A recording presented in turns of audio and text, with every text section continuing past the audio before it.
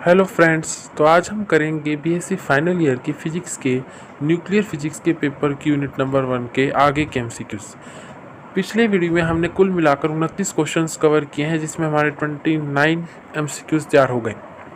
आज हम इस वीडियो में आगे के एमसीक्यूज पर नज़र डालेंगे, जो कि कुछ इस तरह से है।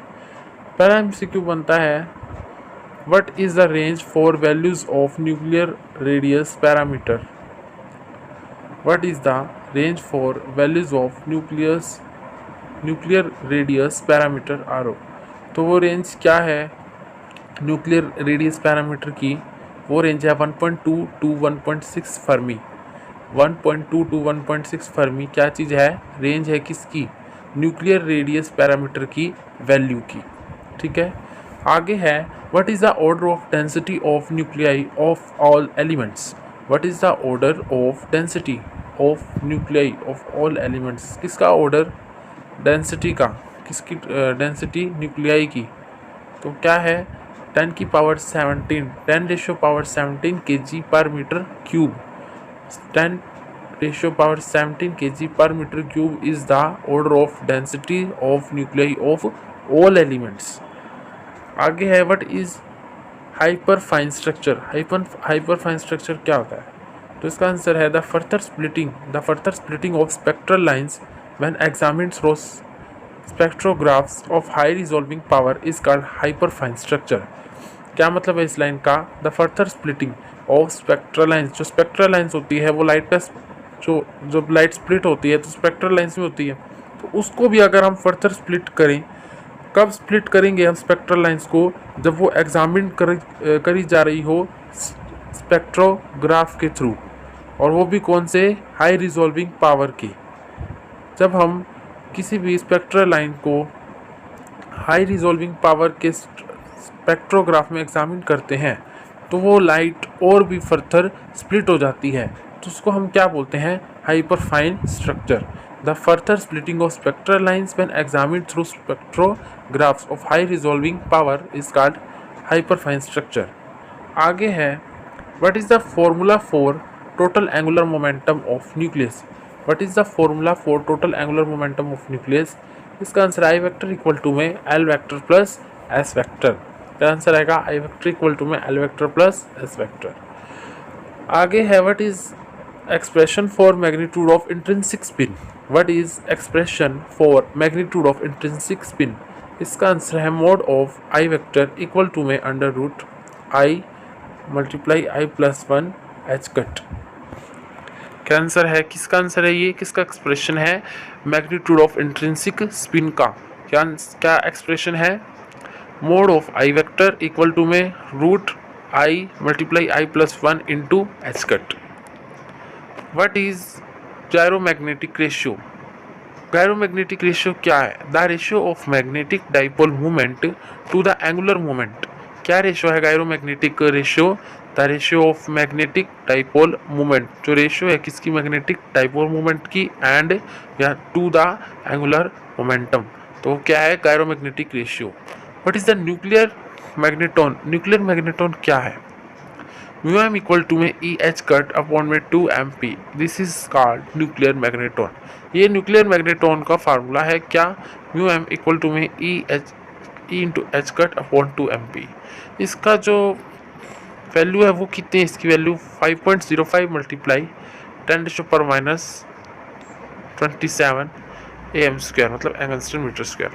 5.05 मल्टीप्लाई 10⁻⁻27 AM²। अगला क्वेश्चन है, to orbital motion of neutrons contribute anything towards magnetic moment of nucleus.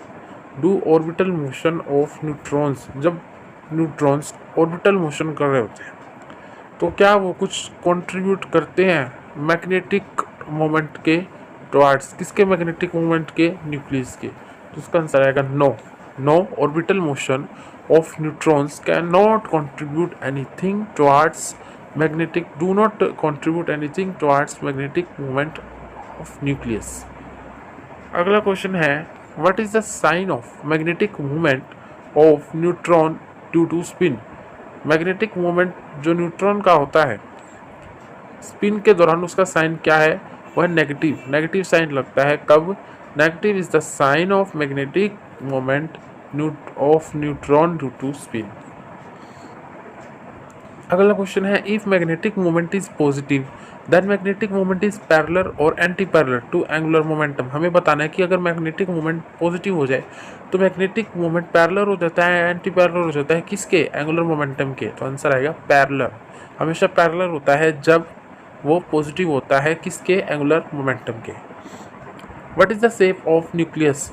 Nucleus की कौन सी शेप होती है? तो इसका आंसर है स्फेरिकल शेप का न्यूक्लियस होता है।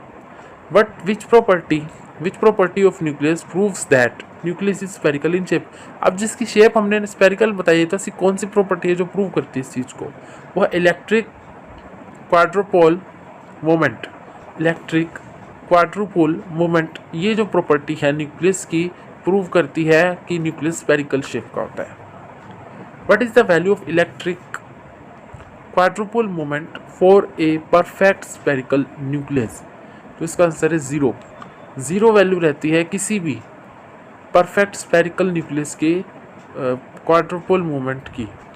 ठीक है, आगे है, if electric quadrupole moment Q is positive then what would be the shape of nucleus? अगर क्वाड्रुपोल मोमेंट पॉजिटिव रह जाए तो शेप क्या रहेगी न्यूक्लियस की?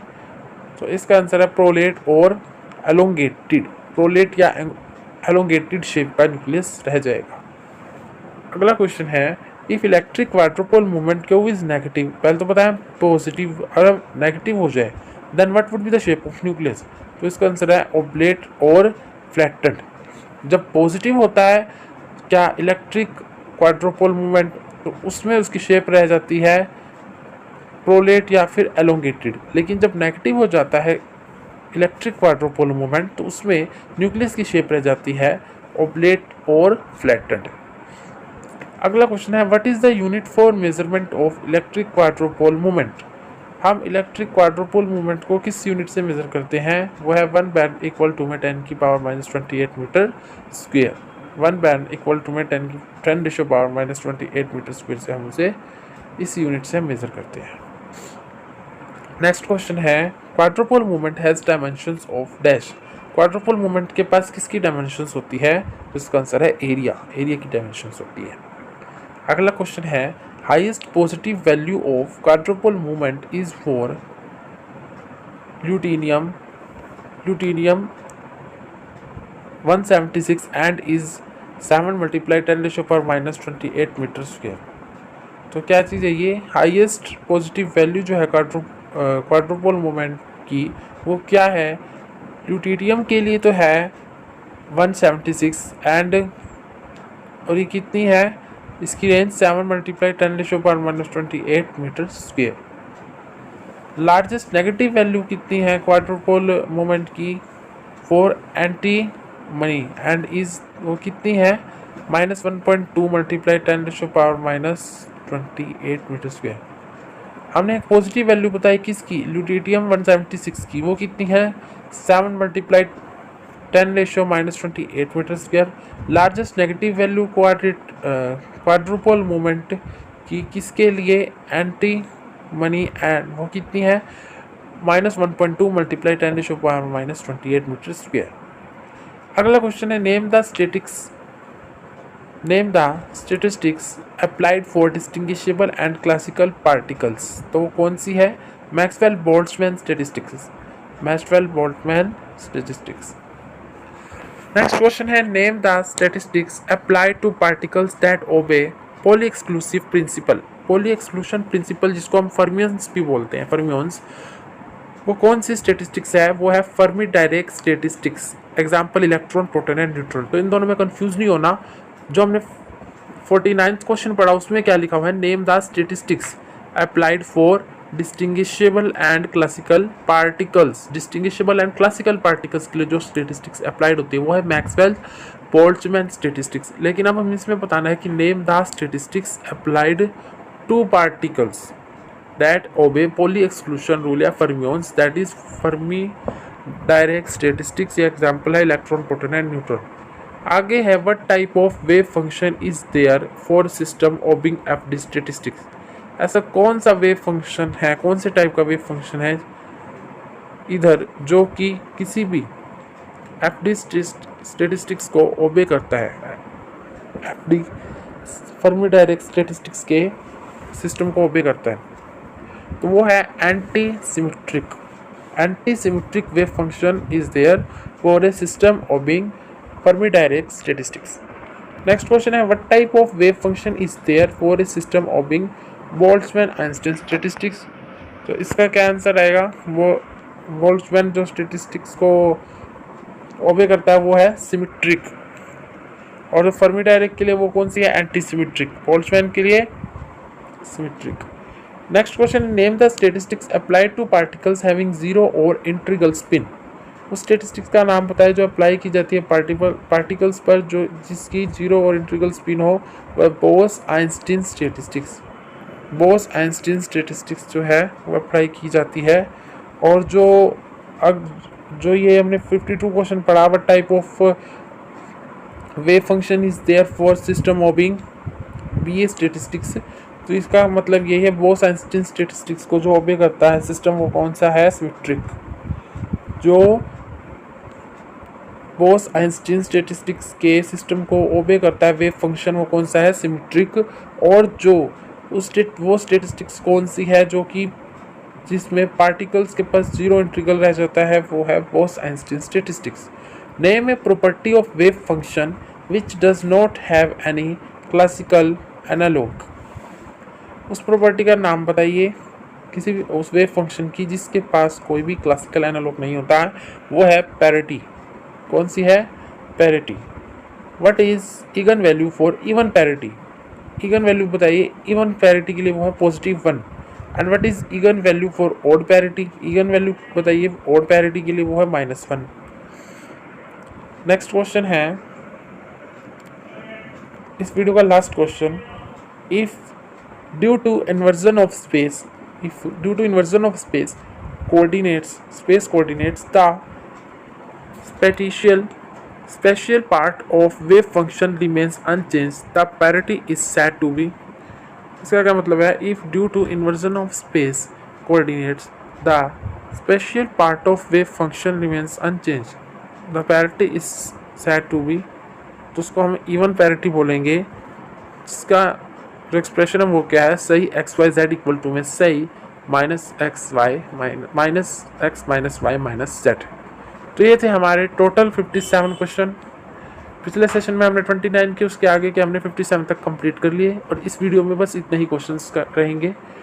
सो फ्रेंड्स, आप बताइए आपको आगे कौन कौन सी यूनिट्स के क्वेश्चन चाहिए, तो हम कोशिश करेंगे ताकि उसके क्वेश्चन हम आपको प्रोवाइड करा सके। सो फ्रेंड्स, आपको वीडियो कैसा लगा हमें कमेंट बॉक्स में लिखकर बताएं, और अगर पसंद आया हो तो लाइक कर दीजिएगा, और अगले वीडियो के लिए हमारा चैनल अभी सब्सक्राइब करें। Thank you. एक बार फिर मिलते हैं नए वीडियो के साथ।